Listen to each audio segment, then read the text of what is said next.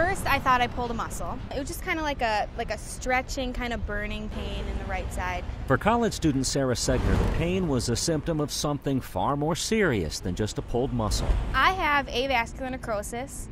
It's basically where the bone doesn't get enough blood supply. As bone tissue died, the cartilage in her hip joints deteriorated badly. Such painful bone-on-bone contact generally affects older adults with osteoarthritis. In both cases, eventually, the solution is likely to be the same. Once the patient has arthritis independent of age, then that's when we have to discuss hip replacement.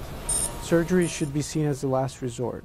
In a nutshell, the hip replacement is you replace the socket bone, the bad socket cartilage, with a metal socket, and the femoral side, you put a stem that goes down the shaft. Mayo Clinic orthopedic surgeon Rafael Sierra says statistics show the average age of hip replacement patients is getting younger. Among the factors behind the trend, the growing obesity epidemic.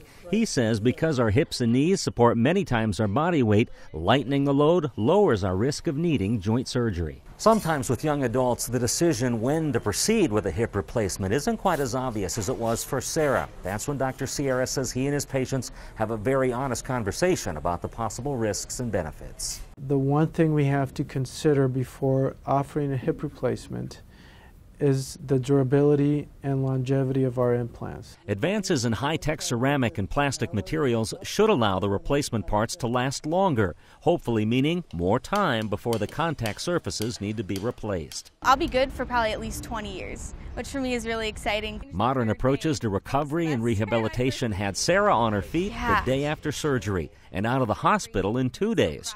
3 weeks later, a slight limp is the only clue to the surgery that put her back on her feet. For Mayo Clinic, I'm Dennis Stoda.